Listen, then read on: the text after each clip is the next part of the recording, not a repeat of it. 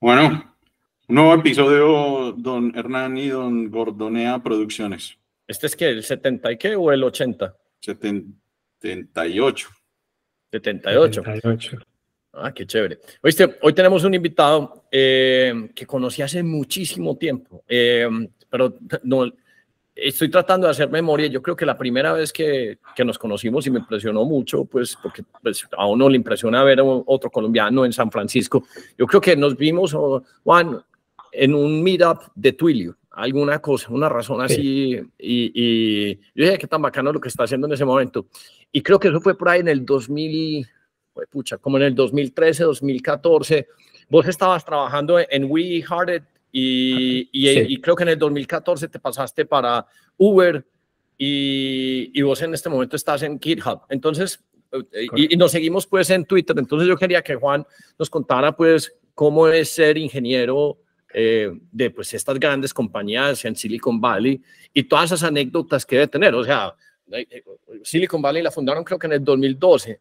Uber la fundaron en el 2012 y vos entraste en el 14. Entonces entraste, digamos que en la época donde Travis Kalanick estaba pues ahí con los cachos pegados. Entonces me imagino pues que debes tener más anécdotas que un putas. La de We Hearted también es muy chévere y también pues este cuento de GitHub. Yo conocí inclusive al fundador pues porque alguna vez traté de levantar billete de ese man porque es vegano y le había acabado de entrar la plata de Microsoft porque había vendido un porcentaje importante pues de GitHub.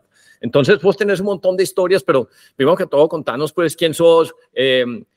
Sos ingeniero graduado de AFID y me parece muy bacana la historia para que vean la gente pues que los ingenieros que se forman acá pues muchos salen a buscar aventura y terminan trabajando pues en las compañías más grandes del mundo y las más importantes y pues ¿quién de nosotros no ha utilizado por ejemplo Uber en su vida? Y quien que tire código no sabe qué es GitHub. Entonces, ¿por qué no haces una breve introducción? Danos un poquito de tu background y empecemos a contar digamos esas anécdotas y esas experiencias, pero desde el punto de vista de la persona que escribió el código y que le tocó ver los diferentes funding stages, por ejemplo, de un Uber, que me parece súper interesante.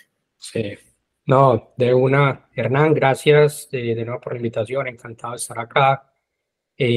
Hablando un poquito del background, ingeniero de sistemas de AFID, yo entré en el 2004, me gradué en el 2009, esa fue una buena camada. Muchos de mis compañeros también, o sea, no soy solo yo que tuve la oportunidad de trabajar para este tipo de empresas, sino que hay varios que también pudieron llegar, digamos, a Google, a Facebook, a Riot Games, hay otro que también está en GitHub, etcétera. Entonces no es como un caso aislado, que creo que cuenta que el estudio o la formación que hay en EAFID en Medellín en su momento, creo que ahora también, que pues uno obviamente ha perdido pues como un poquito de la conexión, creo que es evidencia de que se pueden hacer cosas muy, muy importantes y sobre todo más ahora creo que ahora es más fácil con todo el cuento de trabajo remoto, etcétera. Pero bueno, para no irme por allá, sino para volver al background, sí, ingeniero de sistemas, siempre tuve la oportunidad de trabajar para el extranjero. Creo que, si mal no recuerdo, solo trabajé en Colombia como por un mes y me di cuenta que eso no era lo mío. Fue un choque impresionante.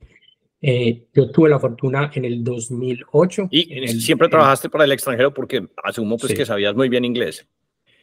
Sí, eso, cuando a mí me preguntan como, hey, ¿qué consejo? Muy bien, el inglés apaisado. Pero sí, obviamente, pues un inglés bueno, profesional. Pero cuando a mí me preguntan como, ¿qué consejo me das? Yo creo que más que ser muy bueno, creo que lo más importante es saber inglés o por lo menos tenerse la confianza y tirarse. Creo que el inglés te abre, es como tener un superpoder. Sí. De hecho, en este momento que tengo una niña que tiene 1 año y medio y pues nosotros vivimos acá en Estados Unidos, es como que el mejor regalo que le puedo dar es que tenga su inglés nativo y su español. Y eso ya de entrada le va a abrir demasiadas puertas que, digamos, a nosotros no es que se nos cierren, pero nos toca empujar un poquito más duro, nos toca remar un poquito más duro, eso sí es pues indudable.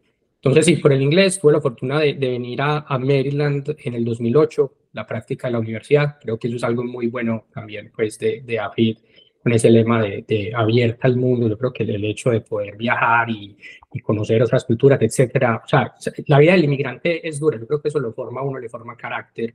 Entonces, tuve fortuna de hacer una práctica en Maryland, una empresa de investigación de mercadeo. Yo era uno de los DITs, me tocaba hacer de todo, pero pues fue bacana la experiencia, como que bueno, listo, vamos a hacer de todo, porque pues uno se las ingenia, como sea.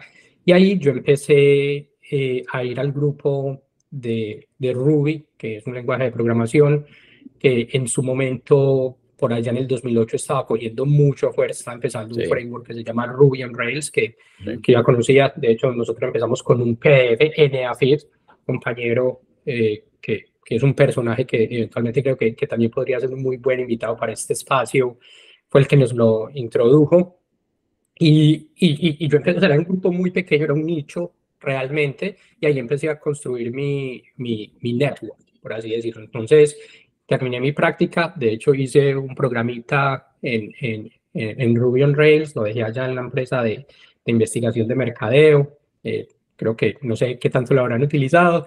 Me regresé para Colombia, pero como ya había hecho esos contactos, entonces, hey, mira, ¿quieres empezar quieres hacer unas horitas de desarrollo en Rails? Como tenemos este proyectico, tal cosa, y ahí empecé a trabajar con otro colombiano. Una cosa llevó a la otra, una cosa pues por internet. Yo tenía un blog en ese entonces que se llamaba Making My Own Rails Way, donde iba escribiendo todo lo que iba aprendiendo, cómo hacer tal cosa, cómo hacer tal otra. Y eso me ayudó también como a expandir un poquito más la red, mi network. Entonces, como les venía diciendo, una cosa llevó a la otra. Te voy a ir interrumpiendo porque hay unas cosas que decís que son muy importantes, pues las varias, pues el aprender inglés. El segundo es que nunca llegaste pues a trabajar realmente con compañías colombianas, sino que siempre trabajaste con compañías del exterior, y eso imprime automáticamente una dinámica que es totalmente diferente. Y lo otro, esto de escribir un blog, es bastante importante, y uno dice, ¿por qué escribir un blog o por qué ir dejando como una documentación? Es que básicamente es como ir dejando plasmado el conocimiento y la experiencia que se está construyendo. Nosotros, por ejemplo, nunca habíamos sido abiertos a contar el trabajo, las cosas que hacemos, pero por ejemplo, con el podcast, es como si uno tuviera una bitácora, y esa bitácora que va quedando atrás le da a uno una palanca que le ayuda a uno a amplificar ese network. Entonces, ese ejercicio de escribir el blog me parece muy importante, y yo creo que uno debería tener un blog. Uno debería tener y utilizar cualquier herramienta que no sea simplemente en Twitter para hacer shitposting, sino, hombre, estoy compartiendo mi conocimiento, y eso a largo plazo es la palanca más grande que uno se puede encontrar, porque le salen a uno un montón de oportunidades. Y entonces me imagino que a partir de ese blog se te presentaron los nuevos trabajos, pues que me imagino más o menos así va a salir. Sí. Así me contactó otro colombiano que vivía en Atlanta en su momento, o en LA, se cambió, y él estaba empezando un Rails shop y necesitaba un developer. Y obviamente pues vio mi perfil, le gustó, hablamos y empezamos a trabajar. Yo en ese momento estaba todavía en la universidad. Entonces yo empecé a tirar Rails, todavía ya haciendo los últimos semestres, a ganar en dólares desde Colombia, que es muy chévere. Es muy chévere, es muy bueno. Y ahí empecé. Entonces ahí empecé a coger cancha, ahí empecé ya como a hacer más cosas, porque ese man me tiraba trabajo y yo le iba sacando, y yo me iba dando cuenta que iba ganando esa destreza. Entonces uno se coge más confianza. Entonces empecé a como a obtener esa expertise. Ahí en su momento, entonces, como la historia del mes que trabajé en Colombia, fue que un compañero de la universidad, también de sistemas, la familia de él tenía una empresa, y pues se dio cuenta que yo estaba haciendo cositas, etcétera. Me ofreció el trabajo, pues súper agradecido con él. Empezamos, pero al final, después de un mes, yo me dije, no, esto no es lo mío por X o Y motivo, no necesariamente porque era una mala oportunidad, sino porque no se ajustaba con las expectativas que yo tenía. Entonces dejamos ahí, y yo seguí pues trabajando con este man. Me gradué, luego me pasé a una empresa ya más consolidada, una empresa de Nueva York, que quería construir un equipo en Medellín. Empezamos a trabajar varios ingenieros. En su momento creo que fuimos unos 5 o 6 ingenieros de Medellín trabajando para esta empresa, alcanzaron a crecer, teníamos clientes grandes, clientes, incluso uno de ellos de YC, no sé si de pronto ustedes lo escucharon, nunca resultó, pero en su momento se llamaba Message Party, que era como un messenger para organizar fiestas, una cosa así. Era un agente de fundadores del MIT y ahí trabajé casi un año hasta que me resultó la oportunidad de WeHearted a través de otro amigo. O sea, ya en ese momento ya Rails venía cogiendo mucha fuerza, muchos proyectos se venían haciendo en Rails. Miren que GitHub, que fue fundado, si mal no recuerdo, en el 2008, 2007, que es más o menos para el tiempo que yo hice el intercambio, Twitter, la primera versión de Twitter también fue hecha en Ruby on Rails. WeHearted también hecha en Ruby on Rails, que de hecho en su momento... Explica un poquito qué es WeHearted y ¿todavía seguías en Medellín o ya te habías ido? Yo empecé en WeHearted, que ahí fue cuando me pasé, yo empecé en Medellín. Pero para explicar qué es WeHearted, imagínense como un Pinterest, pero para teenagers. O sea, el segmento o lo que nosotros le estábamos apuntando eran pues niñas, sobre todo, entre los 12, 16 años, en un espacio safe, donde, digamos, se compartían imágenes y contenido que era muy positivo. Todo era positivo, todo era positivo. Entonces ya se pueden imaginar los problemas que tuvimos de curación de contenido, etcétera, de asegurarnos de que en realidad el contenido fuera seguro para estas personas, pues, o para estos usuarios tan jóvenes, de poder, pues, digamos, se me va la palabra, de poder consumir. Entonces,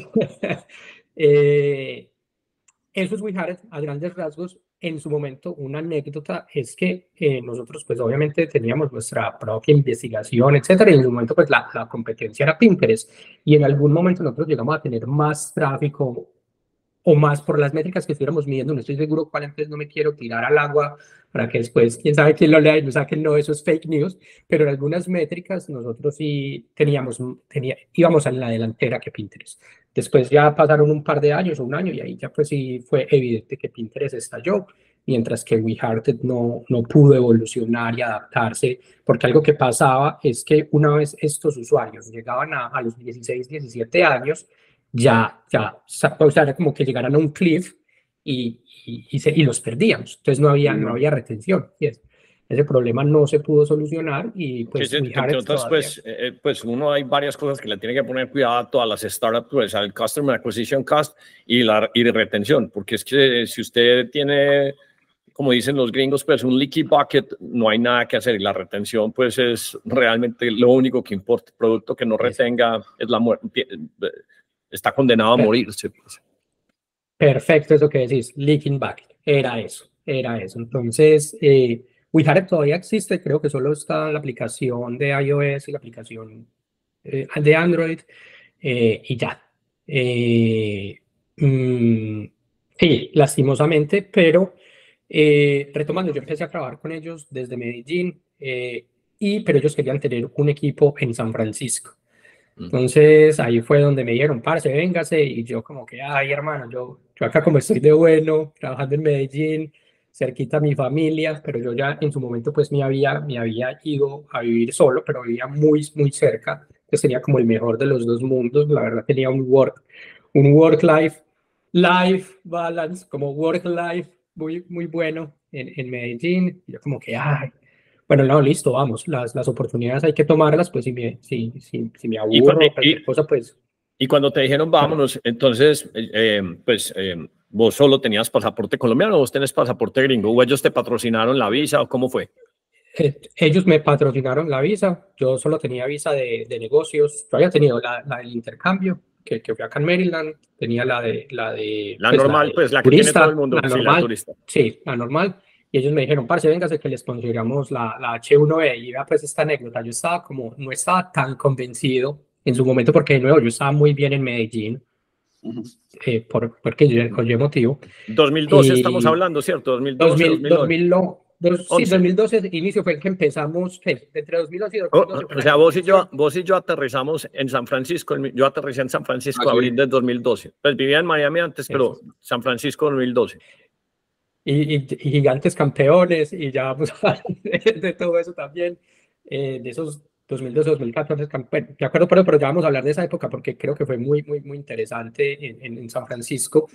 Pues yo no estaba como tan convencido, tan retrospectiva, de irme para San Francisco desde Medellín, que yo incluso en la entrevista con el cónsul para la H1B, yo le dije como, él me preguntaba por la empresa, y esta empresa qué hace, porque miraba en Google Maps, y yo por qué no veo acá como la oficina, etcétera, y yo le decía, parce, yo no sé, si no sabe usted, menos voy a saber yo. Al final, yo estaba como que no, listo, si sale bien y si no también, pero bueno, listo, no, al final aprobada, y yo, listo, camine pues a ver, porque listo, las oportunidades son para tomarlas, vámonos. Llegué solo, sin conocer a nadie en San Francisco. En esa época, pues Hernán, yo creo que de pronto ahí simpatizamos, no era, si habían cositas como meetups, si habían grupitos de Facebook, pero creo que no era tan fácil conectar como ahora. Listo, me tiré, llego en octubre, porque en ese momento, o sea, se aprobaban las H1Es y a partir de octubre era que empezaba como esa camada que llegaba, pues según lo entendí en su momento. Llego en octubre y ahí arranca en octubre del 2012, el 12 de octubre del 2012. Y esa fecha es interesante porque ahora más adelante les voy a decir por qué. Y nada, ahí empiezo, éramos solamente dos ingenieros. Yo llego a esa oficina, quedaba ahí cerquita a Union Square, prácticamente Union Square y Post, Sí. o sea, estábamos en todo Union Square. ¿Era un coworking o era simplemente una oficina que tenían? Teníamos una oficina en el último piso de un edificio viejo, el ascensor llegaba a la oficina muy bacano y era todo el piso para nosotros. Y solamente éramos 4 personas en todo el piso. Cuando iniciamos éramos un brasilero, que era el otro ingeniero que estaba on site, como el manager, por así decirlo, y bueno, sí, otro ingeniero americano y yo. Éramos 3 ingenieros y 3 ingenieros y el manager. Y ya, y ese era todo el equipo de We Had It en San Francisco. Teníamos más ingenieros, los dos fundadores estaban en Brasil y teníamos un par de personas más regadas que no recuerdo exactamente en dónde estaban. Había en su momento un colombiano temporalmente que a la final no tuvo esa negociación también y no quiso tomar la decisión pues, de irse para San Francisco. Pero así comienza la historia y empezamos 4 en la oficina y cuando yo me fui de We Had It para Uber en el 2014, o sea, me tocó verla crecer, éramos unos 25, entre 20 y 25 personas, más o menos. ¿Y cuando estabas en We Had It, te reclutaron de Uber o cómo fue el approach? ¿O buscaste? ¿O aplicaste ahí en la página de Careers o cómo fue esa mecánica? Porque me interesa ir construyendo pues qué significa. Entonces, por ejemplo, si uno se va a vivir a San Francisco, así esté uno solo, es muy berraco vivir con menos de $100,000. Es durísimo. O sea, te tenía que pagar por entre 100 y digamos plus, porque un alquiler en San Francisco en el 2012, un apartamentico chiquito vale 3,000. En esa época vale 3,000. Ese mismo de 3,000 ya vale 5,000. O sea, costoso. Y a uno se le va, una de las cosas que la gente pues no entiende es que a usted le dicen, bueno, le vamos a pagar, no sé, aquí estoy echándome, pero digamos que si son 100,000 o $200,000 lo que te van a pagar, lo que te queda neto, o sea, después de, si son 200,000, te quedan 110. O sea, te quitan la mitad. Porque California tiene el state tax y el state tax es carísimo. Es como el 11-12%, más el federal, entonces 35 más 11. Y la ciudad tiene otra cosa. Entonces a uno neto le queda absolutamente nada. Total. Y entonces es bien duro. Entonces la única forma de compensar, que normalmente cuando le hacen a uno el onboarding, que ahorita nos vas a contar, pues Uber versus esta, es que usted le dice, bueno, le vamos a pagar un paquete de salario que incluye salud, pues digamos que todos los gallos y coma aquí por la tarde y un montón de bobadas, pero también te dan un paquete de opciones. Y las opciones son básicamente, si digamos que, no sé, Uber en este momento creo que el market cap de Uber es como de $120 billones. Daria lo ha hecho muy bien. cuando estaba Travis, le llegaban a levantar como en 90, pero los primeros cheques de Calacanis fueron como de 50,000, entonces dependiendo de la ronda que esté, entonces a los que van haciendo onboarding le dicen, vea hermano, usted tiene derecho a un paquetico de acciones a 0.003 centavos, o sea, ese es su strike price, nosotros las damos, usted las puede comprar y entonces uno las paga 0.003, pero en el mercado esa acción la están vendiendo los VCs a $10, a $20, a 30, 40, por eso la mayoría de la gente que entra a estas compañías, pueden ser empleados, por ejemplo, claro ejemplo es Chamath Palihapitiya, pues el de All In Podcast, ese huevón fue como el cuarto o el quinto del growth de Facebook y ese man no invirtió en Facebook, sino que le dieron opciones. Pero cuando salió con el paquete de opciones, creo que las vendió y valían más de más de $1 billón. O sea, que un empleado pueda salir con $1 billón plus, que puedan salir con 5. Aquí tuvimos un podcast recientemente con uno de Nvidia y entonces este señor llegó y vendió así en el tope, le dio para comprar una casa, pues, o sea, los paquetes de acciones incentivan de una manera que uno no se puede imaginar. Ahora, no todas salen adelante. Yo, por ejemplo, no sé qué hiciste con las acciones de WeHearted, porque si no hizo boom, entonces a uno 0 por 0, 0 por el número más grande sigue siendo 0. Entonces, por ejemplo, entonces, ¿cuánto te quedaron de las de WeHearted? Ni siquiera las ejerciste, ¿o sí? Sí las ejercí y no vale nada. Esa plática se perdió porque no hemos encontrado liquidez. No encontramos liquidez y creo que ya, o sea, yo la di eso por perdido y está bien, pues, esos son los riesgos. Ese es el riesgo que se corre, sí. Ahora sí seguí, pues, sino que iba poniéndole como el color para que la gente entienda cómo es toda esa dinámica. Sí, ese es el incentivo, claro, uno le apuesta y en su momento era mucho balance entre lo que te van a pagar para vivir y como la apuesta de que la empresa está allí. En su momento, pues, nosotros le metimos con toda WeHearted.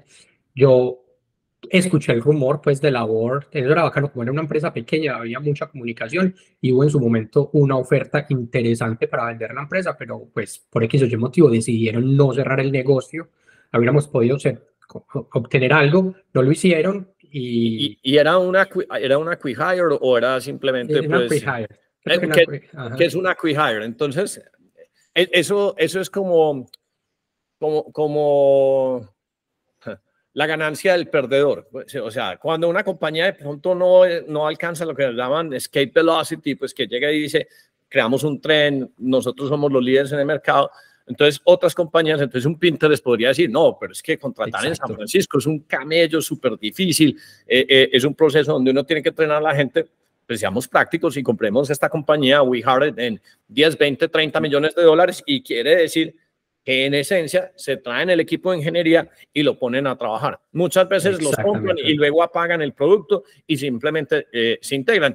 Y lo que se hace es que le dan a uno, pues les dan unas acciones a cambio. Por ejemplo, Facebook, una de las compras más caras que ha existido fue WhatsApp por $20 billones. Pero eso no fueron 20 billones en cash, eso fueron tanto en cash y tanto en acciones. Y se vino todo ese equipo, pues, ¿cómo es que se llama este? Creo que tenían también, no sé. Entonces todo ese equipo se viene a trabajar. Obviamente, pues ya eventualmente eso se empieza a ver reflejado en el balance sheet, pues, de Facebook, pero esa es una de las partes, pues, que son interesantes y donde hay, digamos, que flexibilidad y movilidad y lo hacen rápido, pues, o sea, ahí en esa parte sí se nota el pragmatismo, pues, del business mindset de todas estas startups, pues. Sí, correcto. Y lo que nosotros hicimos fue la inversa, adquirimos, y ahí te voy a responder la pregunta de cómo llegó a Uber, adquirimos una empresa más pequeña, trajimos personas demasiado talentosas, entre ellos uno de las personas con que más en contacto al día de hoy me mantengo de esa empresa, que conocí un amigo, y él tenía un muy buen amigo que precisamente estaba en Uber, que era un manager en Uber, y en su momento, o sea, Uber en el 2013, eso fue más o menos el 2013 o 2014, estaba empezando a despegar, y yo, parce, por acá yo ahí sí estaba hypeado. O sea, ya iba muy diferente de como las dudas que tenía de irme para San Francisco con WeHearted, era completamente diferente mi mindset que para Uber. Yo sí decía, yo quiero ir a trabajar allá. ¿Por qué? Porque era un problema muy interesante, no solo era problema de tiempo real, y de sistemas, o sea, estábamos moviendo, eran carros que se Sí. estaban moviendo, que tenían que hacer el dispatching, toda la escala. Los town cars negros que uno los veía, es que llegamos, cuando llegué a San Francisco no había Uber, o sea, yo cogía el Munich y taxi o bicicleta, pero no había Uber, es que Uber es una solución del putas, y cuando empezó uno veía esos carros negros, y decía, ¿será que tomo eso? Y yo, no, pero por 4 cuadras, $50, no, de pronto muy caro, no, muy interesante. Sí, y yo le dije a este man, parce, yo quiero trabajar allá, te agradezco, sí, pues yo se la tiré, yo quiero trabajar allá, si te agradezco pues si me puedes hacer la introducción con tu amigo, porque ellos estaban contratando en su momento, contratando demasiado, y el man me hizo la conexión y empezamos a hablar y yo, parce, para esa entrevista sí me preparé como a lo Rocky Balboa, por ahí 4 fines de semana dándole duro a los libros de problemas de programación, los que tiran los clásicos en Silicon Valley, y la maté ese día. Yo dije, ese día que hice la entrevista, todo se dio. Yo iba clarito, iba con buena, o sea, estaba entrenado, iba con buena actitud y ese día todo me fluía. ¿Y qué te preguntaron? Porque bacano entender, pues, o sea, porque...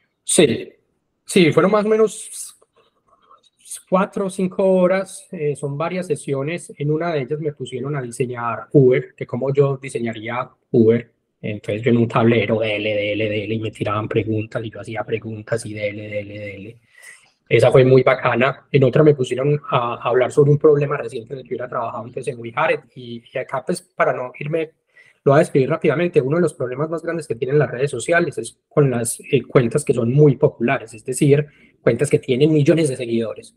Entonces, ¿qué pasa cuando una persona de esas pone una foto? O sea, ¿cómo se la publicas o se la haces disponible a todos esos millones de seguidores? Y ese era uno de los problemas que habíamos resuelto, perdón, recientemente en WeHearted, y lo expliqué ahí. Entonces, ¿y cuál eran los pros y cons? Les gustó esa explicación.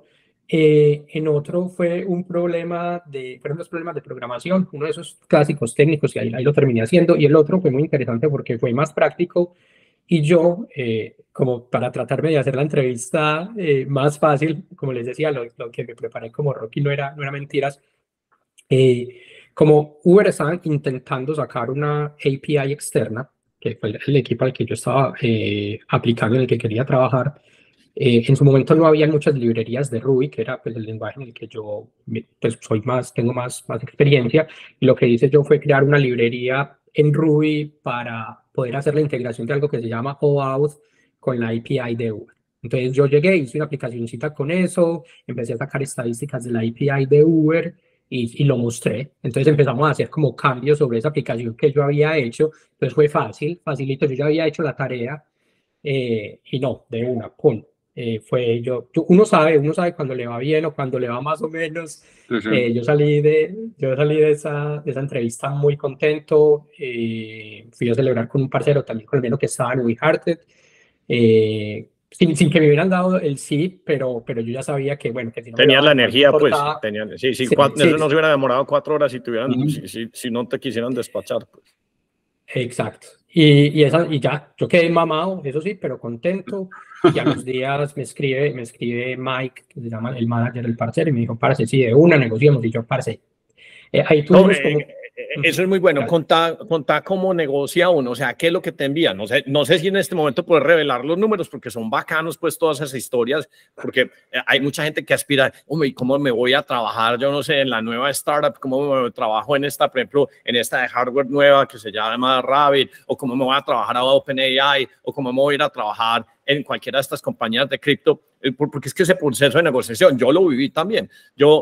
A mí me mandaron una carta y en ese momento, pues yo estaba ya en las últimas, una carta de una oferta en la última compañía que trabajé. Yo estaba en los rines, pues, y yo no, yo quiero más plata, y pedía más, y yo se me van a devolver, pues, pero contar esa historia, porque es que eso es muy chévere. Esas ofertas son bastante emocionantes.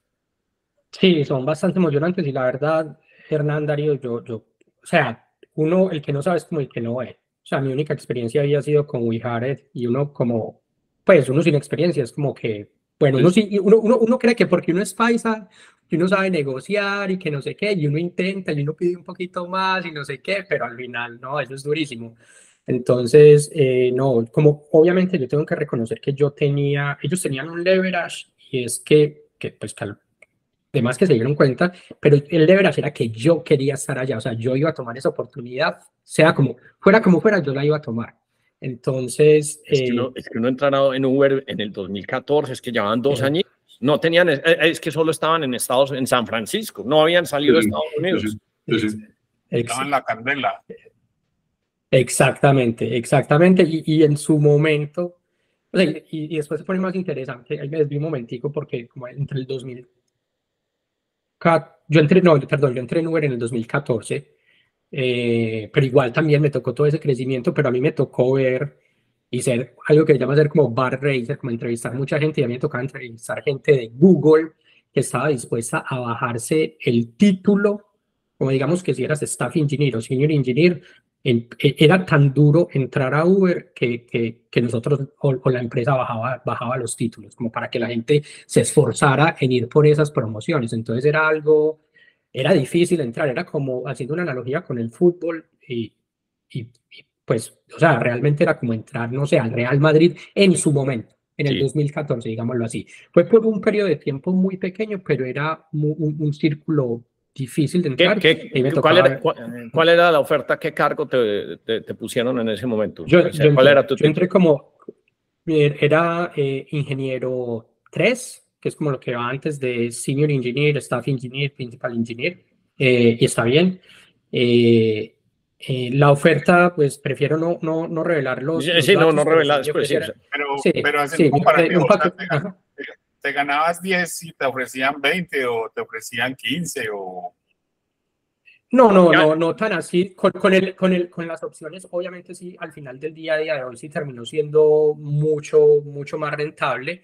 En el tema del salario sí, casi que me dieron 1.5x, un poco más, y con otros incentivos como 401k, etcétera, y muchos incentivos de Uber, como teníamos todas las comidas allá. Son pequeñas cosas, pero son detalles que enamoran, por decirlo así. Y obviamente, pero el incentivo principal era el equity, que ahí yo sí en la negociación, pues el que era mi hiring manager me dijo, parce, vení, te subí, si querés, porque yo le pedí más, obviamente uno pidiendo siempre pide más, como dame más base, él me dijo, dale, te doy más base, pero te bajo el equity, yo no, ni por el berraco, no me toques el equity, que la apuesta mía grande acá es con el equity de Uber, esta empresa va a salir a la bolsa, la va a estallar.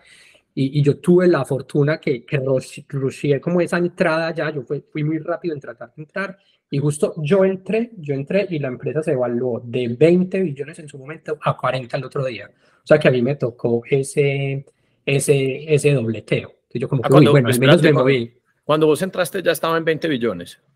Sí, ya estaba en 20. O sea, 2 años más tarde ya valía 20. Y es que esa época era una época donde todo estaba con las turbinas prendidas. Sí. Y parece, no, o sea, ya como para entrar un poquito más de lo que me tocó en Uber, a mí me tocó la época de Travis, la verdad es que todos estábamos, y yo creo que ya yo lo agradezco porque yo sí noté que eso me cambió la forma mía de trabajar. No es sostenible, pero... Eso es un turbo, eso es turbo con nitroglicerina, sí. Ese man sí es a toda y no más. A toda y no más, que a mí, por ejemplo, a mí no me disgustaba trabajar así, porque yo veía todas las métricas y había mucha transparencia. Obviamente, y podemos hablar de pronto de lo malo que pasó, a mí no me tocó nada. De lo malo, no voy a decir que porque a mí no me tocó, no pasó. Claramente, pues hay evidencia de que sí. Hay una película muy buena, no sé si es en Apple o en Amazon, que pues es toda la historia pues de Uber. O sea, a vos, si Netflix, si alguien quisiera hacer una nueva película, pues uno de los que podrían escribir el guión pues es Juan, porque le tocó todo eso. A vos, por ejemplo, te tocó diseñar God's Mode y esas cosas o nada de esas vainas. No, nada de esas vainas. Acá de pronto, sin vencerme en problemas, una de las cosas bacanas pues de Uber era poder tener visibilidad anonimizada sobre todos los viajes que estaban pasando en cualquier lugar. Y eso es una belleza. Eso, ver eso como esas hormiguitas, como ese movimiento. O sea, yo hablo de eso y todavía me emociono, que a veces cuestiono si, o sea, tengo como esa pasión por la empresa y el problema tan bacano que resuelve. Una de las cosas que es muy difícil de entender es que nosotros tenemos una cultura de trabajadores, de camelladores, porque pues aquí hay gente en las oficinas a las 6:15, o sea, muy camelladores, pero somos muy llenadores del espacio, o sea, muy camelladores, pero no productivos. Pero yo siempre que veo, y cuando llega el fin de semana y si hay un partido de fútbol, todo el mundo suelta la pita, pues eso, todo el mundo la suelta. Pero el gringo, pues que no trabaje tantas horas, pero sí son demasiado productivos. O sea yo me imagino que Travis un domingo o un sábado estaba mandando a Chief of Staff, esos hermanos son unas máquinas de producción y es como y es que ahí es donde uno dice, pero ¿por qué pagan tan caros salarios de 200 a 400 mil dólares? Porque es que la gente que hace eso le rinde por 3 o 4.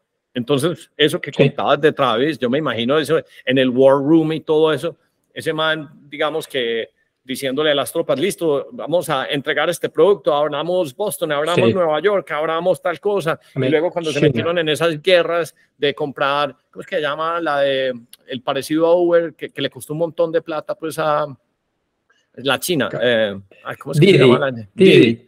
Cuando entraban en esas guerras, pero eso solo se hace con un man que tiene la coraza, pues, que tiene Travis. No, Travis era muy inspiracional, ese man es un crack. O sea, como sea, ese man es un crack y ese man era, todos en su momento estábamos como con las cosas buenas, bueno, y malas también, en un culto, todos estábamos con la cultura de hustling, de darle duro, de ver esas métricas subir. A mí me tocó trabajar vamos a abrir China, yo trabajaba en la API y Uber era, creo que la única o de las pocas empresas gringas de tecnología que operaba en China, que tenía el permiso, pero pues obviamente es todo súper restrictivo. Y una de las formas de la que mi equipo era responsable, que éramos un equipo chiquitico, y justo para el año chino nuevo, nosotros tuvimos un lanzamiento en la aplicación de Baidu Maps, para que la gente pudiera pedir desde la aplicación de Baidu Maps Uber. Y eso fue como de Travis, pues como al manager de nosotros, ahí llegó el mensaje, hay que hacer esto. Hay que hacerlo. Un proyecto que se hubiera podido demorar 6 meses, nosotros lo sacamos en 3 meses. Y nos vieron, a esta gente no la molesten, se van para un war room. Allá éramos unas 6 personas, 5 personas y 5 ingenieros y un manager. Teníamos nevería, o sea, teníamos todo lo que necesitáramos, pero eso había que sacarlo fuera como fuera. Y lo sacamos. O sea, yo me acuerdo que nosotros hicimos el lanzamiento. Nos fuimos a celebrar a Alexander, que es un steakhouse que queda ahí en San Francisco, y yo, pues, todos estábamos mamados, pero felices, y yo creo que Travis, pues, no estuvo ahí, pero en su momento nos dijo como, Baidu, respect. O sea, como que el man pidió eso, y nosotros lo hicimos, y era como esa actitud que había, y después como ver en las gráficas, en los dashboards, como que lo que hicimos, el impacto que tenía el número de viajes, a mí me parece emocionante. O sea, era como ese incentivo, era como, sí, se trabaja duro, pero también lo estamos viendo reflejado. O sea, en tu momento, ¿cuál era? Que la empresa creciera y que todos nos beneficiáramos. Pues al final, eso tampoco lo hacíamos por amor al arte, si era parte de eso, como de ese reto de, hey, vamos a hacer lo que de pronto parece imposible, vamos a hacerlo, vamos a ver los resultados, pero también es porque estamos pensando en que nos vamos a también pues a beneficiar. Sí, claro. Eso era como en Atom Bank Camps. el caso de que tenían que trabajar con pañales. Que no podían ir al baño, o sea, trabajaban súper fuerte. No, pues sí, digámoslo que exagerándolo mucho, sí, pero no, era pues eso no es parecido, gordo, porque es que, o sea, no, yo también trabajaría así, porque es que, miren, una de las cosas que pasa con las opciones, y por eso existe también Silicon Valley, es que a Juan llega y le sale el paquete de opciones, y si Uber sale a la bolsa o se abre el secundario, entonces Juan ya no es solo ingeniero, sino que se convierte en angel investor, porque le quedó un paquete donde puede decir, va a hacer una inversioncita de 100,000, de 50,000, de 30,000. Ya, el man que invirtió, que es el del All In Podcast, que habla mucho y es muy fanfarrón, se llama Jason Calacanis, era buen amigo de Travis. Ese man puso $50,000 en las primeras rondas a Travis, y 50,000 se le volvieron $100 millones. 50,000, $100 millones. Cuando usted empieza a tener múltiplos y a la gente cuando la contratan, o sea, el equivalente, si usted quisiera saber, es más o menos son paquetes que, pues depende, van desde $20,000 en plata hasta 150, 250 o 500,000 si usted es como, por ejemplo, board member y cualquier cosa. Entonces usted lo coge en esa base y la compañía vale 4 o 5 millones de dólares y usted ya empieza a multiplicar por billones, esa plata se vuelve enorme. Y entonces todos los que son empleados y que tienen todo ese conocimiento y que tienen esa disciplina que vos llamás Tumban Camps, pero no, lo que pasa es que esta gente está construyendo y está haciendo vainas, no, entonces son los que crean los próximos buenos negocios y son los que pueden ir saltando, pues, entre otras, pues yo conozco un montón de amigos que trabajaron en Google, trabajaron en Airbnb, se fueron para Uber y van rotando porque ese conocimiento y ese network les va permitiendo hacer eso. Y cada uno va participando con un poquito de conocimiento. Y yo conozco gente que siendo empleada a punta de opciones es más magnate que cualquier magnate que usted conozca, por ejemplo, en Colombia. Pero es que eso me parece una gran idea. O sea, volverlo a usted partícipe de las ganancias de la compañía para la que usted trabaja. O sea, es que, ¿qué más quiere usted? Es que eso es puro capitalismo. Eso es puro capitalismo y la mayoría no funciona, pero cuando funciona, usted la saca del estadio. La saca del estadio, ya, y suerte. O sea, me parece que es una cosa por la que uno se hace matar realmente. O sea, uno trabaja hasta quedar en la lona, como dicen. Oye, Juan, y me pareció bacano que entonces hubieras estado en el equipo que integró los mapas pues a Baidu para Uber. ¿Qué otros proyectos así bacanos que hubieras hecho dentro de Uber te tocaron? Y las otras dos preguntas, ¿te tocó alguna vez el one-to-one con Travis? ¿Nunca? ¿O de pronto con Emir? No, con Travis nunca tuve contacto. Emir, como la mano derecha de Travis con la que ayudaban a levantar plata, pues iban, cierto que ellos levantaron plata de SoftBank, o sea, donde levantaban pues, a diestra y siniestra. Sí, de hecho, como nosotros rotábamos tanto en la oficina, hubo un tiempo en el que pues mi equipo quedaba ahí al lado de Uber, entonces, de Travis, entonces sí lo veía prácticamente diario. Con él solo tuve un par de interacciones, pero grupales, o sea, un grupo pequeño. Una vez estábamos 4 personas, estábamos tomando ahí cerveza a las 6:30 de la tarde ahí en la oficina, y él llegó y empezamos a hablar ahí pues en grupito, ya, pues normal, y después en un proyecto, pero que está en el equipo de nosotros, pero nunca pues así una interacción como vamos a sentarnos a hablar, no. Sí, y con Emil, no, tampoco. Con él sí no tuve ni siquiera interacción grupal. Eso es como, o sea, fue como mi experiencia. Y entonces Uber, 2014, ¿hasta cuándo en Uber? ¿Te aburriste? ¿Quisiste cambiar de camello? ¿Hasta cuándo duraste? ¿Hasta cuándo en Uber? Bueno, sí, y qué pena que no te respondí ahorita, como proyectos interesantes o cosas bacanas. Yo como les dije, o sea, trabajaba en la parte de integraciones, entonces también integramos Baidu e integramos Google Maps, que ya creo que no está, pero en su momento vos podías pedir un Uber desde la aplicación de Google y abrimos pues la API para que cualquiera se pudiera conectar. Situaciones interesantes, como nosotros operábamos en China.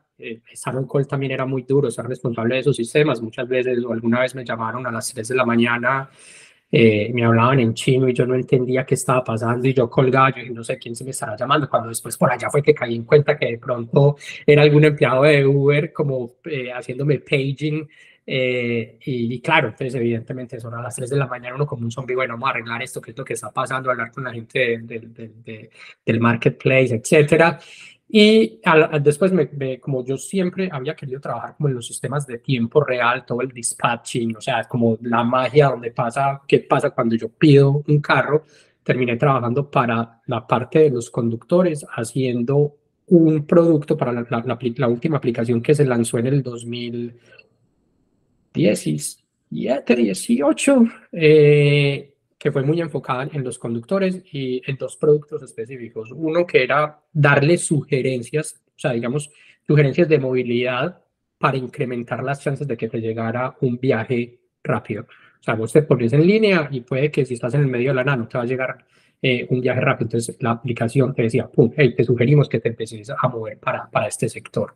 Y el otro era un modelo que se llamaba Estimated Time for Request, es como, hey, más o menos en 3 minutos te va a llegar un viaje a vos como conductor. Y a medida que vos te empezabas a mover, ese tiempo se podía reducir o incrementar. Esos fueron como algunas situaciones, proyectos interesantes. Y ya creo que la siguiente pregunta fue cómo terminé moviéndome para GitHub.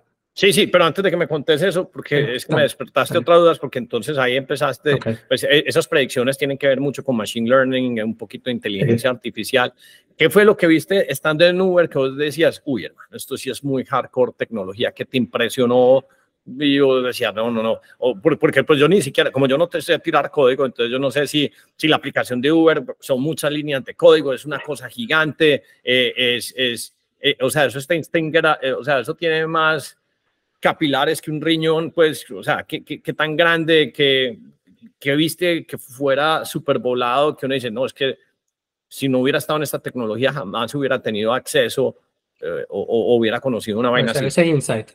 Sí. Sí, no, total. Yo creo que Uber es único por lo siguiente, porque si ustedes se ponen a pensar, es difícil encontrar, y de pronto me pueden ayudar a hacer el paralelo, encontrar una compañía o un producto similar, y es que se tienen que tomar muchas decisiones importantes en milésimas de segundo. O sea, no hay espacio, por ejemplo, o sea, fraudes de tarjetas de crédito, o a quién le voy a dar este viaje, etcétera. O sea, tiene que pasar ya. No es, por ejemplo, como en Airbnb que vos para hacer un booking. Sí, es más lento. Es más lento. O para comprar un tiquete de un avión, el pricing, el solo cuánto te voy a cobrar. Eso se tiene que estar. Sí. O sea, y el problema de tiempo real, que también es un riesgo para la empresa, ¿cierto? Que la empresa está corriendo de que todo sí esté bien calibrado, o sea, que no vaya a perder. Eso fue lo que a mí más me impresionó, porque también es una responsabilidad muy grande. Entonces, ver cómo ese stream de datos llegando y tomar todas esas decisiones en tiempo real y la forma como está por detrás, digamos, en el backend, es que hay varios sistemitas que están especializados en una cosa. Entonces, uno te da el precio, otro te da, digamos, quién va a ser el conductor, otro te da estimados de tiempo, etcétera, etcétera. Y tratar pues de dibujarlo es una cosa gigante. Uber es como un monstruo. Es un monstruo. Es un monstruo y lo que la gente no ve y que de pronto le puede quedar como de insight a la audiencia es que mucha gente piensa en Uber como una empresa de transporte. Y sí, lo es, pero por detrás, o sea, es una empresa de tecnología impresionante, creada por gente demasiado tesa y con unos sistemas, con una escalabilidad y algo que yo no he visto ni siquiera en GitHub, es como el estar disponible, la disponibilidad. Travis decía, transportation as reliable as running water. Entonces es como que... Sí, como abrir la llave de la casa. Sí, si yo estoy confiado, supongamos, yo tengo un vuelo a las 5 de la mañana. Yo tengo que pedir un Uber a las 3 de la mañana y tengo que estar seguro de que me va a funcionar. Entonces, uno da eso por sentado, pero desde el punto de vista de ingeniería y marketplace y todo lo que hay detrás para que eso funcione. Que uno no sabe cuál de los dos es más difícil. Si la ingeniería para hacer que todo conecte y cobre o llegar a la escala del marketplace. Es que esa es la otra componente. Porque una cosa es los que estamos ahí requiriendo Uber, pero hacer el trabajo, es que un marketplace es básicamente uno administrar dos negocios y poner esos dos negocios a la par es de lo más complicado que existe, porque la única forma que usted puede tener un Uber en 5 minutos es que usted ve cómo es la gente, si usted le demora el Uber 10 minutos, antes uno pedía un taxi, y flota Bernal, tal cosa, y no se mamaba los 15, 20, 30 minutos, lo que fuera, lloviendo, no. Hoy usted pide, y si se demora más de 5 minutos, esto está muy lento. Entonces, no solo es desde el usuario, sino lo que tiene que pasar por detrás para que los que son conductores disponibles tengan la suficiente masa crítica como para que digan, yo solo me voy a dedicar todo el día a hacer esto. Pero entonces luego viene el componente de distribución que uno dice, tengo que tener conductores disponibles en todas las partes de la ciudad para que la gente se acostumbre al servicio y sea tan usual o tan predictivo como es abrir de la llave de la casa y que sale el agua. Entonces, sí, Travis ahí en ese sentido me parece un trabajo muy importante y no solo eso, sino que hizo una vaina que me parece muy complicada. Se fue contra un montón, o sea, ese sí es el rey del... es mejor pedir perdón que pedir permiso. Ese man, o sea, con esas mafias de los medallones, los taxis, o sea, yo he visto paros. Yo estaba en Londres, paro por Uber. Yo estaba en Madrid, paro por Uber. En todas partes, pues en Colombia, paro por Uber. En todas partes del mundo siempre hay paro por Uber. Siempre los demandan, siempre pasa, siempre salen de esto. Y estos manes, pues, o sea, están full armadura. No, venga, pues, saquemos esto adelante. Que porque sea así no quiere decir que tiene que seguir siendo así. Y lo otro, pues, importante de Uber es que tropicalizaron el producto. O sea, se formatearon según cada región en cada país, que eso me parece, pues, lo que siempre has dicho vos, que aquí se puede pagar con efectivo, que con tarjeta de crédito, que no sé qué, todo ese tema. Sí, son unos maestros de la escala, o sea, tecnología y escala son, o sea, Travis es un putas y obviamente es un putas porque tenía equipo, gente como vos, pues, haciendo y tirando todo ese código, pues, que eso es lo que me podemos admirar. Sí. ¿Cuántos más colombianos llegaste a conocer en Uber en el tiempo que estuviste? Sí, en ingeniería, uno solo. En ingeniería, uno solo. Es mi amigo, todavía me mantengo en contacto con él. Y sí, alcancé a conocer gente como del Team Colombia en alguna integración que hicimos una vez en Las Vegas. Entonces fue muy interesante ver como la gente que está trabajando en operaciones. Así es como se conoce, como asegurándose, porque pasan muchas cosas en cada ciudad, en cada país, y cada ciudad viene con su propio chicharrón. Entonces eso es lo que la gente tampoco ve, todo el esfuerzo que está haciendo la compañía para poner todos esos procesos. El ejemplo que dijo el gordo, pues es que uno llega a Colombia y puede pagar en cash y eso no es normal en otros países, es que uno pueda pagar Uber en cash. Sí. Entonces, o sea, ¿hasta cuándo en Uber? ¿Cuándo fue que sacan a Travis? ¿Ese fue en el 20 o en el 18? 2017, si no estoy mal. Podemos ir a verificar, estoy casi seguro que fue en el 2017, el año de todo, que eso fue como una cascada. Nosotros, si no hubiera sido por ese año, yo creo, dicen las métricas, pues, o sea, esto tómenlo con un grano de sal, porque pues creo que no puede que no esté muy bien fundamentado, pero tengo entendido que si no hubiera sido por ese año que empezamos con todas esas malas noticias y escándalos y dele, cosas que eran alejadas como de la línea de negocios, sino internas, hubiéramos podido, o sea, como Uber hubiera podido tomarse más el mercado, incluso Lyft hubiera podido dejar de existir. Eran como una de las teorías que se manejaban. Eso fue lo que le es el Delete Uber, ese movimiento fue el que le dio vida a Lyft. Uber, Travis se va al final en 2017, pues, fue un año muy malo al final. Lo saca Bill Gurley de Benchmark, y él tenía una aliada que era Ariana Huffington, que era la de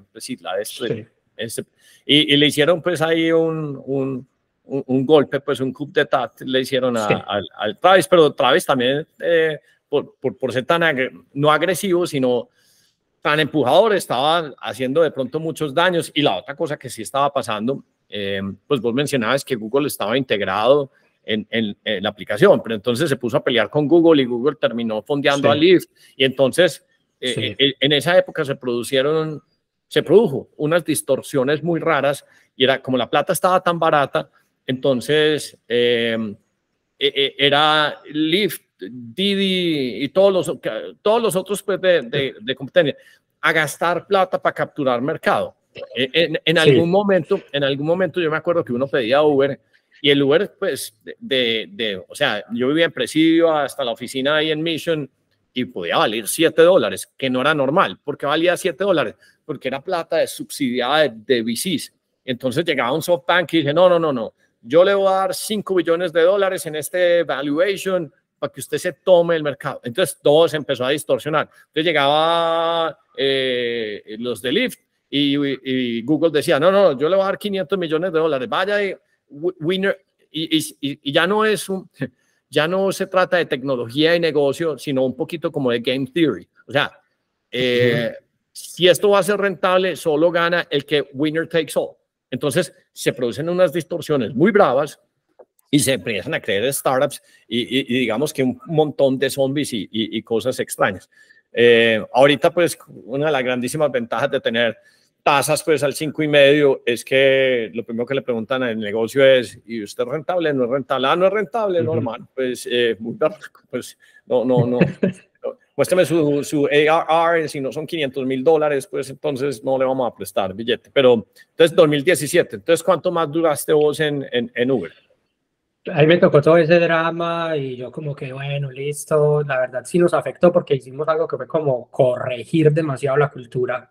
Ya creo, puedo decir que por un año y medio o 2 años nos estancamos y a mí eso me afectó porque pues ese ya no era como el mismo negocio al que yo le estaba apuntando. Ya incluso lo veíamos como en las métricas, todo, sin desconocer pues las cosas malas que estaban pasando, pero yo estaba enfocado en otra cosa, pues yo no quiero sonar egoísta, pero sí, yo estaba enfocado en otra cosa. A mí me apasionaban eran otras cosas y ver esas métricas crecer y yo estaba creciendo también pues profesionalmente. Me tocó la transición con Dara. La transición con Dara a mí me gustó pues que dentro de todo se dio el cambio. A mí me hubiera gustado, yo soy de los Uber 1.0, a mí me hubiera gustado que hubiera seguido Travis. A mí me hubiera gustado tomar el riesgo. Con Travis era todo o nada. Sí. Y yo estaba en ese bote, o sea, yo estaba listo, vamos a darle hasta allá. Y Dara no es malo, pues, Dara, para darle un poquito de contexto a la gente, Dara pues es un crack, es más, yo no sé qué tiene esa familia, pero son como 3 hermanos y todos son tesos. Dara venía de manejar una compañía pública, hay 10 años en bolsa, que se llama Expedia, pues, que es la de hoteles, tiquetes, y pues es un negocio grande, importante, que transa en bolsa, y le ofrecieron este puesto, va a decir, oiga, normalice esta vaina, no más apuestas locas, y él hizo muchas vainas, o sea, en algún momento en San Francisco, ¿te acordás las bicicletas rosadas esas de Uber y patinetas? Y este man dijo, no, concentrémonos en el core, y en algún momento vos veías Uber con los carros pues autónomos, porque también se quisieron, ¿te acuerdas que hubo una pelea porque uno de los ingenieros de Waymo o no sé qué, se lo trabajó, bueno. Lewandowski, sí. Anthony Lewandowski, sí. Lewandowski, y hubo problemas porque que se robaron el código. No, es que había Travis, sí, porque le gustaba toda velocidad, quebraba mucha cosa pasando, pues. Completamente. Y sí, no, a ver, que a mí me gustara más estar como que estuviera más alineado con ese pensamiento, no quiere decir que no hubiera estado de acuerdo con Dara. Creo que el mejor, dado que se dio el cambio, lo de Dara fue muy acertado porque, pues, o sea, organizó muchas las cosas. Entonces lo puso más estable, pero ya ahí yo venía con mucha velocidad también y ya como que dije, bueno, no, ya la empresa corrigió mucho también desde el punto de vista cultural y ya empecé a notar cosas, ya me empecé a cansar, ya dije, no, ya esto no es lo mismo, ya es otra empresa, me aburrí y ya me empecé también como a quemar y ya empecé como bueno, listo, ya empecé como a notar otras cosas y ya dije, no, ya tal vez es tiempo de dar un cambio, después de más de 4 años, ya estaba bestiado con mi paquete de opciones. Bestiado quiere decir, uno le dan, digamos que 100,000 opciones, ¿cierto? Pero esas 100,000 opciones no son inmediatamente de uno. La única forma que son de uno es que pase un tiempo. Ese tiempo se llama vesting. Usualmente a uno le dan el 25% cada año que pase. Es decir, para estar full bestiado, uno tiene que pasar 4 años, entonces uno ahí sí puede, y uno no las tiene que ejercer, uno decide si compra o no las opciones. Entonces, comprar las opciones es un evento pues de impuesto, o sea, it's a tax event donde uno tiene que pagar impuestos y uno tiene que hacer todas esas consideraciones. Y uno las puede comprar. Y si la compañía no está pública, también es un chicharrón porque uno tiene en papel cierta riqueza y el mercado secundario no es algo donde uno, hey, voy a vender, sino que eso espero unos 6 meses. Eso solo sirve cuando la compañía sale pública, que uno ya sabe de verdad cuánta plata tiene, porque si no es un pedazo de papel y ya. Correcto. Entonces, sí, ya dije, bueno, no, el cambio es bueno, vamos a mirar qué opciones hay y siempre GitHub ahí. Era la otra empresa que siempre y entonces atando cabos desde el 2008 con esto de Ruby on Rails, como volviendo a mis raíces porque Uber sí maneja otro tipo de tecnología ahí, que está bien, pues al final del día son herramientas, pero entonces como volver a mis raíces y siempre había querido trabajar en GitHub. De hecho, uno de los chistes que hacía cuando me fui para WeHared es como que, bueno, listo, me voy para WeHared y ya estando en San Francisco, va a ser más fácil tener la oportunidad de entrar en GitHub. Entonces, para los que no sepan, GitHub es una empresa, imagínense los que de pronto no estén muy familiarizados con el tema de tecnología, es como si fuera un banco de software, donde las empresas guardan el código que se va escribiendo, ya, de forma segura. Y en algunos casos, si hay empresas o personas que lo quieran compartir, lo pueden hacer público. Entonces, cualquier persona, por ejemplo, el código de Bitcoin está hosteado en GitHub. Entonces, nosotros somos la plataforma o el banco, por así decirlo, de software más grande del mundo. Es una empresa que fue adquirida por Microsoft. A mí no me tocó ese evento. Yo me uno después de la adquisición de Microsoft, ahí como con todo ese tema de Microsoft también, no diría reinventándose, pero sí como refrescándose. Que lo ha hecho muy bien Satya. ¿Cómo es que es Nadella? Sí, lo ha hecho súper. Sí, lo ha hecho súper bien. Súper bien, súper bien. Que yo me acuerdo un pequeño anécdota. Yo cuando estaba en la universidad hacíamos chistes con los amigos, los que éramos así como más, no, vamos a trabajar en cosas súper tensas o no sé qué. Yo decía, pero nunca, pues yo no voy a trabajar para una empresa corporativa súper grande como digamos Microsoft. Ahora tengo correo @Microsoft. Entonces, sí, es como la vida como... Está bien, eso es como la experiencia que uno va adquiriendo. GitHub la compró toda Microsoft, no simplemente invirtió un pedacito, sino que la compró toda. Es que Microsoft ha hecho unas movidas muy interesantes, o sea, GitHub, pues OpenAI, o sea, todo el business suite de Microsoft, pues eso es una máquina, pues Minecraft, una máquina de imprimir billetes y corre a una velocidad impresionante. Le han metido mucha dinámica a este Satya Nadella. Es impresionante. Es impresionante. Sí. Es un personaje bien impresionante. Entonces, ¿te uniste? ¿Qué año saltaste para GitHub? 2019. En San Francisco.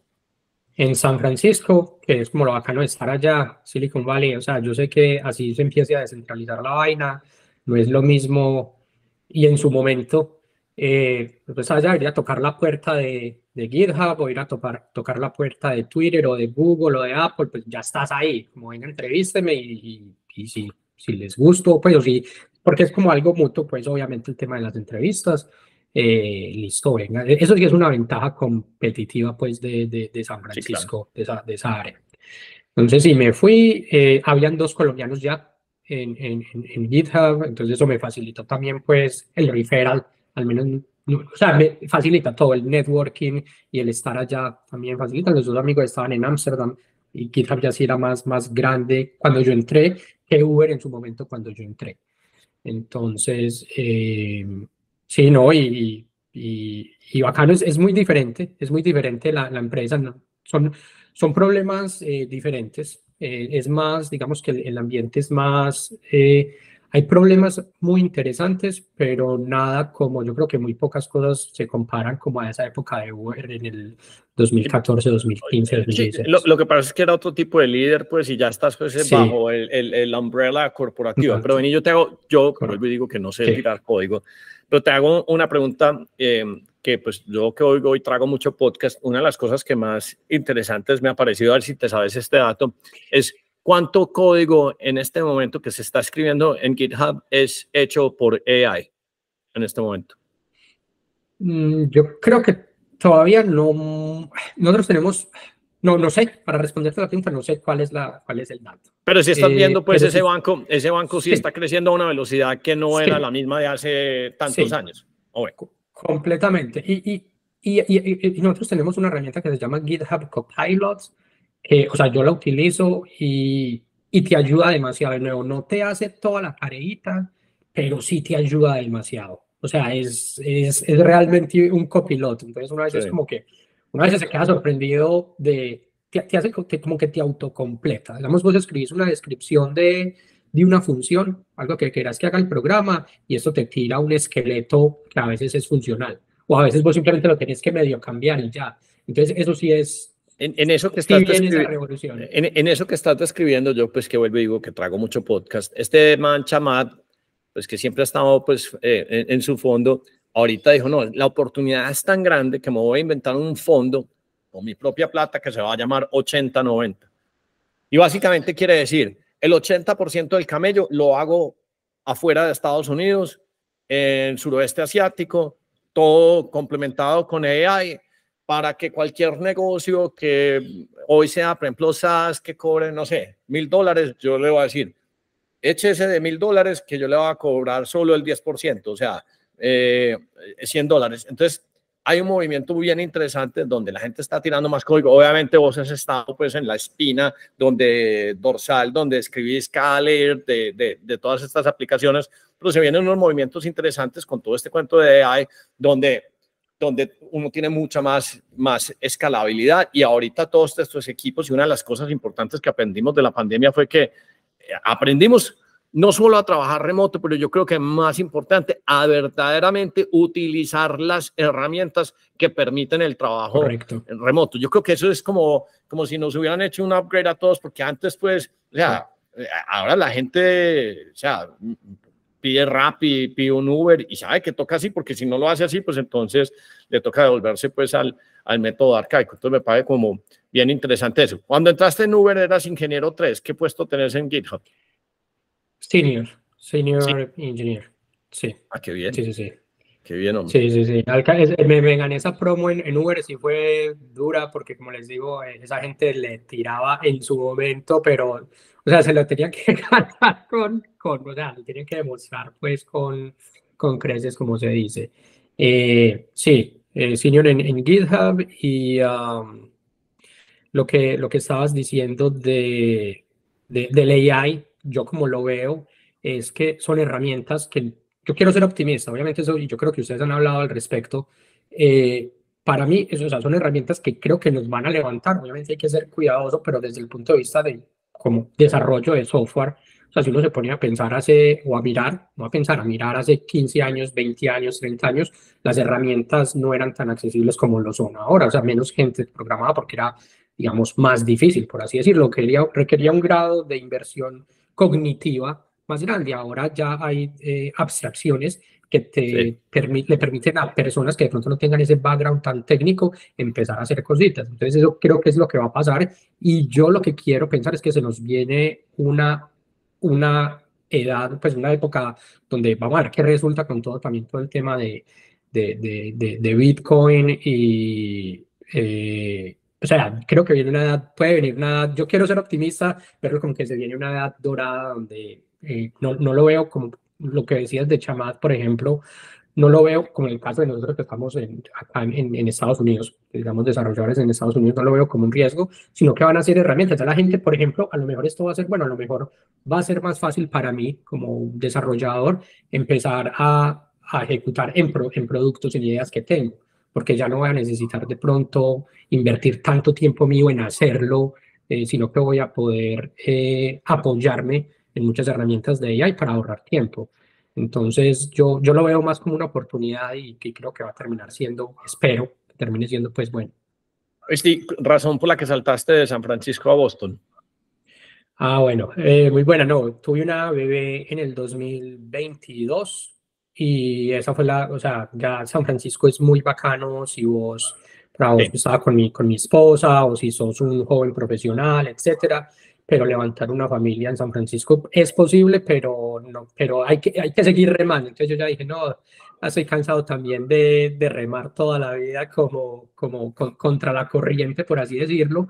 Y acá en Boston tenemos familia, hay una comunidad colombiana grandecita, que eso al final importa. Uno es de donde es.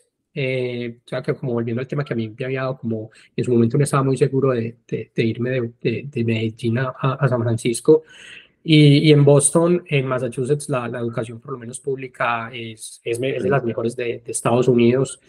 Tiene la oportunidad, no estoy diciendo, uno ya pues, uno no puede hacer planes tan a futuro, pero estando acá, pues las universidades que hay, estando en el estado, etcétera, pues se le pueden presentar más oportunidades a ella, y también el tema de la affordability del espacio, tener una casa. Sí, el espacio, la casa, sí, porque es que en San Francisco pues es unos $5,000 de renta por una muelita, pues. Exacto, exacto. Entonces, y de hecho nosotros tuvimos la bebé en San Francisco porque yo era empleado de GitHub en California, entonces teníamos como los beneficios de paternidad. Mi esposa también trabajaba en un laboratorio en South San Francisco, ella es microbióloga y manejaba un laboratorio allá. Entonces, obviamente, la bebé tenía que nacer en California. Entonces nació en San Francisco y en su momento no estábamos muy seguros, como, bueno, tengamos la bebé y miramos. Pero una vez vos tenés la bebé, ahí fue que nos dimos cuenta, no, nos tenemos que ir. Y entonces las opciones eran, bueno, ¿para dónde nos vamos? Y ya nosotros, pues el tema de la familia. Es que tener, o sea, miren, por ejemplo, los dos trabajan, entonces se ganan salarios chéveres, pero una niñera en San Francisco vale $4,000 el mes y hay que pagarlo en cash. ¿Qué quiere decir? Que uno tiene que ganar 7,000 o 8,000 para poderle pagar la niñera. O sea, es que un hijo en San Francisco es caro. Y usted puede ganar lo que quiera, pero cuando usted tiene ese banderazo de niñera, y la niñera, pues no le, o sea, la niñera llega a las 8:30 y se va a las 5:30. Yo ya terminé mis horas, chao. Pues es que es muy costoso. Es muy costoso, es muy duro y aparte de eso, pues no meternos mucho con las ideologías y todo lo que está pasando también en California y en las escuelas y todo. Yo como que no. Venga, cambiemos un poquito que está bien estar expuesto a todo eso, es mi opinión, pero de pronto cuando vos tenés una mente más madura, ¿no? Como sí, se exageran. Yo entiendo exactamente lo que están diciendo. Se exageran y eso cuando ya le empiezan a uno a preguntar, a vos te tocaban los all hands que hacen en las compañías. El all hands es una reunión entre todos diciendo, preséntate, y uno dice, ¿cuál es tu pronombre? Y uno bien viejo, vos cuando en tu vida has pensado cuál es tu pronombre, y eso que no, que es que tenés que cambiarlo en LinkedIn, y no me joda la puta vida, pues que no me cambiar el pronombre, pues uno ya a esta edad, pues, me paga muy tonto, pues, sí. súper tonto. Sí, como asumí, mírame la cara, asumí que me estás viendo, asumí que si me quiero representar como un date demo, un she-her, pues lo pongo, pero de resto, pues asumí lo normal. Sí, se van a unos extremos que uno no sabe por qué le gastan tanta energía, pues algo que es tan inoficioso. Oíste, Juan, y bueno, GitHub, otros proyecticos, o sea, te vas a quedar en GitHub, ya te aburrís, quieres otra cosa, esto no lo está oyendo la gente de Microsoft. Estás mirando... Estás mirando para otro lado, te gusta, hay algo que te entusiasma, o sea, te gustaría trabajar en una compañía que hace drones como Anduril, te gusta el mundo de cripto, yo te he visto posteando y vos sos como bullish en cripto, ¿a qué le estás apuntando, qué estás mirando, qué te mantiene inquieto? Me compartiste también que tenías con tus hermanos como algo como un podcast o una vaina que estabas creando, contanos un poquito de eso. Sí. Listo. Entonces vamos por parte. Por ahora sigo en GitHub, estoy bien, siempre quise estar acá, entonces sí, pero el cambio es bueno, ya llevo 5 años, entonces no descartaría hacer un movimiento de las cosas que me apasionen. Bitcoin, soy re bullish en Bitcoin y algo que creo que me falta hacer es ir a trabajar con la tecnología para tener ese otro insight, para reforzar la tesis o para decir, uy, de pronto estoy tomando más riesgo del necesario. Entonces sí quiero tener como esa exposición. Yo sé que de las empresas vacancitas que están, de las que me llaman la atención, yo sé que a mí me gusta o me inspira, de los líderes que me inspiran, es Jack Dorsey. Entonces ellos tienen unos openings interesantes en Block, en Square, y ahí sería interesante siempre y cuando sea pues como una posición, o me gustaría, digamos, apuntando al futuro, una posición full Bitcoin.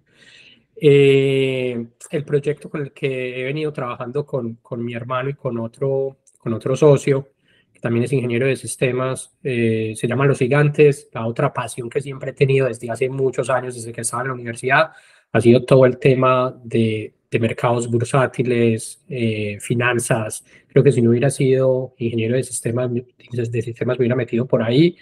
Es una comunidad de trading donde estamos compartiendo ideas, somos muy transparentes, le tratamos de enseñar a las personas los errores que ya nosotros hemos cometido, ¿cierto? Y donde todos tratamos o por lo menos lo que tratamos de hacer es ser muy transparentes y lo tenés ahí, lo puedes compartir, tenés ahí algo para mostrar. Sí, claro.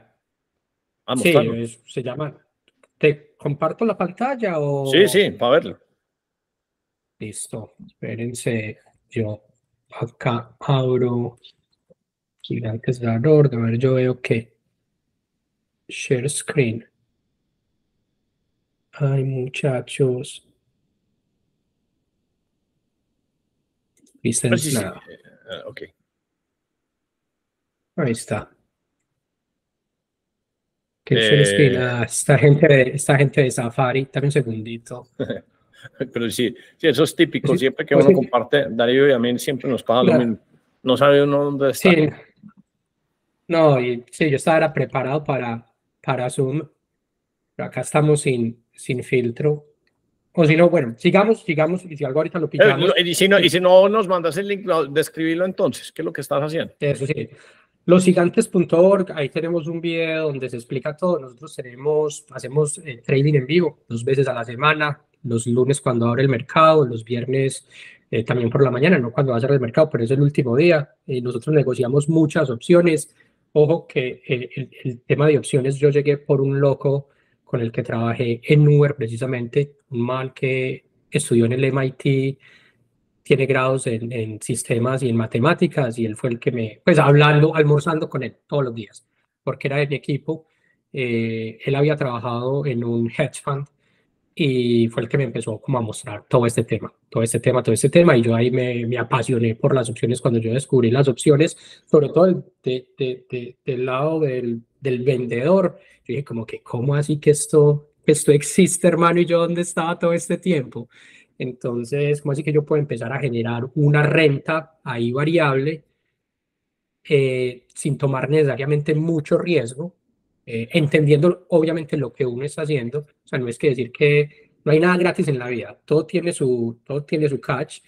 Entonces, ahí fue precisamente empecé con esa pasión por las opciones, como a empelicularme, como a aprender, a leer demasiado sobre ellas y a juntarlo con esa experiencia pues que yo ya traía desde Colombia. Yo incluso antes de graduarme, antes de empezar incluso a trabajar en WeHared, creé un producto que se llamaba Bolsa en Red, que era una red social que te permitía compartir opcionalmente como movimientos que estuvieras haciendo en la Bolsa de Valores de Colombia, y también te daba la opción de tener como tu portafolio pues privado y llevar el control de él, en vez de tenerlo como en una hoja de Excel.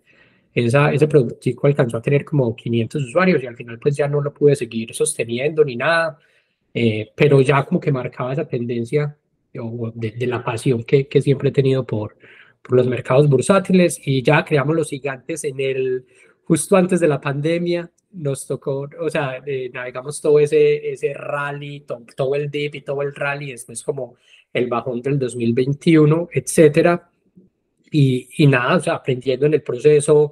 Lo que decías, Hernán, vos de tener una bitácora, nosotros tenemos un newsletter semanal.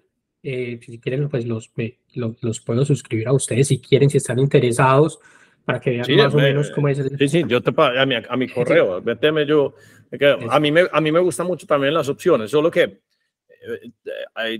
mi target es más específico, solo sobre compañías que... A mí me gusta invertir, pero no me gusta tradear, pero me gusta invertir en acciones que cumplan con la tesis de que yo creo que son ganadoras, y siempre me voy lips y compro vainas que estén por debajo de $10, como para hacerme bastante, pues. Entonces, por ejemplo, esta mañana les acabo de postear ahí en el chat que acabo de comprar, o que voy a comprar un poquito más de CLSK, que es un minero de Bitcoin, y HOOD, pero todas al 2026, pues, y si está por debajo de $10, entonces pues te da para hacerte unos montos interesantes. Y como hay tanto tiempo, eso seguro termina in the money, pero y eso es muy chévere uno ver cuando uno hace 400, 800%, eso pues es una droga muy grande. Sí, no, total, sí, y lo que decís, o sea, no hay algo que yo le trato de decir como a las personas que están en Los Gigantes, es que no hay estrategia perfecta. Uno tiene que encontrar su riesgo, y uno tiene que encontrar lo que funcione para uno, y esa es como también la idea de Los Gigantes, como ser completamente transparentes la forma como nosotros estamos negociando el mercado, De nuevo, las opciones son herramientas y a veces es mejor entrar de una forma, a veces es mejor entrar como el comprador, a veces como el vendedor, o a veces simplemente entrar con stock y mantenerlo simple como toda la vida, pues a veces uno tampoco tiene que poner a complicar mucho las cosas. Correcto. No, yo le voy a dar una mirada, losgigantes.org, chévere. Losgigantes.org, sí. Que no sé qué me faltó por responder ahí de tu última pregunta. No, yo creo que quedamos muy cubiertos. Yo no sé si Darío o el Gordo tienen alguna otra, porque que el Gordo se quiere ir a trabajar a GitHub. ¿Qué hace? Que si te manda la hoja de vida. Aprender inglés. No, en serio, no. Gordo, estás en mute. Chiste, pero ¿cómo es? Yo puedo almacenar mucha información. No, usted se imagina los daños. O el ritmo de trabajo, Gordo. O los daños que puede hacer una persona si allá almacenan todos esos códigos fuente, imagínese. Uy, no, parce, eso sí es como una película de esas de miedo. Pero, Gordo, ¿usted qué pregunta tiene pues para Juan? Para irnos despidiendo. Ese apellido tuyo, Pemberti, ¿de dónde, hombre? De don Matías Antioquia, no mentiras, pero sí, yo también soy de los Pemberti de don Matías. Cuenta la leyenda que por allá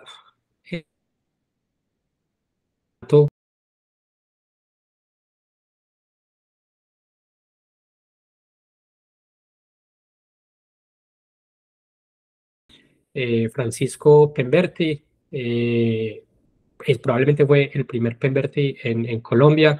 Se casó con una señorita que se llamaba Ana Rita Rojas. Uno de las condiciones fue que él era hebreo, pero que tenía que ser pues, católico. Ahí tuvieron 3 hijos, creo que uno se llamaba Juan Manuel, y otro no recuerdo cómo se llamaba. De ahí supuestamente venimos los y eventualmente Pemberti. Salió él. Eventualmente salí yo y ahí más o menos viene sí, la historia. Más o menos así. Juan es contemporáneo de José Betancur, ¿o no? Puede ser muy contemporáneo de José Alejandro Betancur. Sí. Claro. Sí, no contemporáneo, pero sí lo conozco. Él es no sé cuántas generaciones más adelante que yo, pero sí. Por aquí, Juan, sabes que ayer estábamos hablando con la gente de la Fundación Solana y estábamos tratando pues como de activar un ecosistema pues sobre todo en Solana más que cualquier cosa, y en estos días, ¿cuándo es que vamos a hacer la hackathon, Darío? 24, 25 de febrero está proyectada. Sí, estamos tratando como de activar más gente, pues. Y ahí José Betancur nos está dando una mano fuerte. Qué bueno. Con él también estuve hace como 2 meses hablándole a los pelados con los que le está trabajando en EAFIT, sobre las experiencias y todo, tratando de demostrarle a la gente que sí, que se puede. No, es que la experiencia y el cuento tuyo es muy chévere. Bueno, uno haber estado pues en el momento de despegue de Uber, pues más bacano que eso, pues pocas cosas. Y pues trabajar en GitHub. No hay una startup que no tenga su código en GitHub, pues creo yo, en este momento pues de la vida, y quién sabe qué más se va a venir. Yo creo que cuando cambies de trabajo deberíamos volver a hacer otro podcast y nos contar, no, hombre, ya estoy haciendo esto, porque sería muy chévere volver a compartir esa experiencia. Sí. Vamos a ver en qué terminamos. A mí me gusta de nuevo el tema de Bitcoin, ir a trabajar sobre Bitcoin, a ver qué tal, a ver si me cambia la tesis o me convierto todavía más. Nosotros somos súper fan. Hicimos un podcast en estos días que se llamaba Predicciones y pues nuestra base, pues el ancla siempre ha sido Bitcoin. Lo que pasa es que somos un poquito más degenerados y nos gustan cosas pues que a la gente le parecen muy extrañas, pues, pero somos, digamos que somos pro de todas esas cosas. Es más, nosotros, el podcast pues es obviamente estas conversaciones, y a veces hablamos pues con Lucas y Ricky cuando aparecen temas puntuales de cómo estamos en Tesla, cómo estamos tal cosa, pero el chat que tenemos se ha extendido de tal forma que ya tenemos un grupo que se llama 10AM Alfa, y es toda la gente que quiere ver qué estamos comprando, qué estamos vendiendo y qué cantidad de bobadas estamos diciendo en el día, y se ha vuelto una mini comunidad muy interesante. Y vos te metes a 10AM Pro y entonces ahí hacemos los videos hacemos videos desde cómo abrir una billetera multisignature a cómo comprar opciones de Palantir, por ejemplo. Tenemos bastante como de ese tipo de conocimiento y yo creo que es muy importante que la gente que tiene interés no solo desde el punto de vista académico, sino también práctico, sean los que les dé por irrigar todo esto, porque no hay nada mejor que aprender de alguien que realmente lo está haciendo activamente, no del man que le toca ser profesor en la universidad, porque es que si uno no lo ve en la práctica y no ve la evolución y no ve los portafolios subiendo, uno prefiere aprender de otras personas. Hombre, Juan. Completamente. Nos echamos ahí una horita larguita. Muchas gracias por tu tiempo. Estuvo muy chévere. Aprendimos bastante y te felicitamos, hombre, por ese recorrido tan chévere que te has dado. La gente, vos no sos muy Twitter activo, o sea, que si te quieren buscar, escribir, dejamos tu Twitter ahí.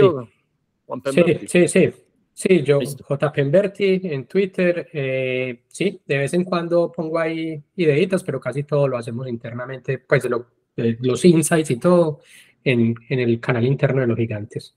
Listo, perfecto. Okay, perfecto. Eso, hermanos, Hernán, Darío, Gordo, bueno, muchas gracias por la invitación y felicitaciones por el episodio, por el podcast y ya llegar a casi a los 80, o sea, también excelente el trabajo que están haciendo. Yo he visto varios de los episodios y para adelante, muy inspirador. Entonces, bacano. Gracias a vos, hombre. Gracias, muchas gracias, Juan. Listo. Muchas suerte, pues. Muchachos, listo. Yo te lo paso apenas publiquemos porque tenemos unas reservitas que estamos sacando.